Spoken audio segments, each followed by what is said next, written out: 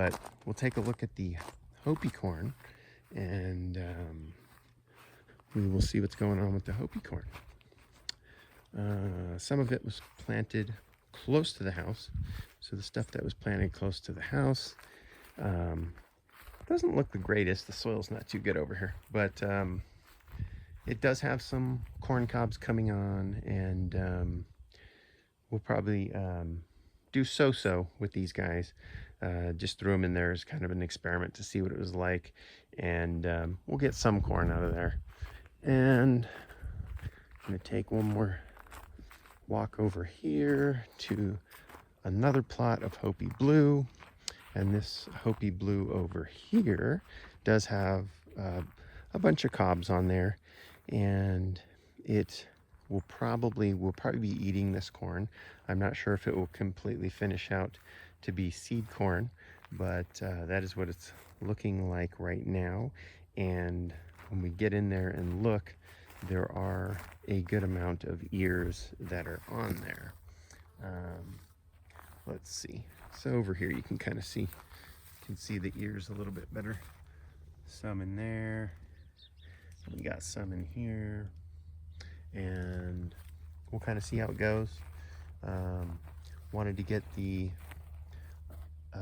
corn planted, even though we were late in the season when we moved in, just to see how it would do, and it did okay, but it definitely needs some amendments in our soil here, is my opinion, and it's kind of a learning experience, so I can figure out what I need to do for the future with my corn planting. And that's why we have manure on the other side, which we are incorporating into the soil. And once again, we do everything organic here, so that is the plan. That's what the garden is looking like, and hopefully you guys enjoyed this little video, and hopefully it teaches you a few things about growing corn.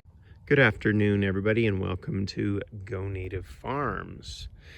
Today we're going to take a quick look at the Hopi blue corn and where we're at in the season. So where we're at in the season is we got froze out, but most of this corn did finish. So if you take a look over this small fence here, I've already pulled off all the corn on this side, and on the back side I left some corn on so you guys can kind of see what's going on here. And there you have it. Lots of beautiful Hopi blue corn. And I did get these seeds from a Hopi guy that I bought some of his kachinas from. And you can see there's a lot of corn still on the stalks over there that I have to pull off, and over here as well. Got a lot of corn. And we're just going to go ahead and pull these off, and we're going to eat them. And anything that's not completely ripe we'll use as baby corn, or we'll just boil some of these up and eat them as corn on the cob. So overall, this section, this plot, was a little more challenging. The sand here is not like Hopi sand. It is more clay, and I had to water more. But overall, we did get a decent harvest. I'd say at least 50 cobs, and good to get out there and plant some corn in different sections of your land, so you know how it responds and what you're gonna have to do for the following years. So I got out here and planted it as quick as possible and barely beat the freeze, but we did get some harvest, and glad I did it. So you might want to consider getting yourself some very nice Hopi blue corn or some other heritage and heirloom corn and growing that beautiful healthy corn. All right, well, thank you for tuning in, and I hope you have a great day.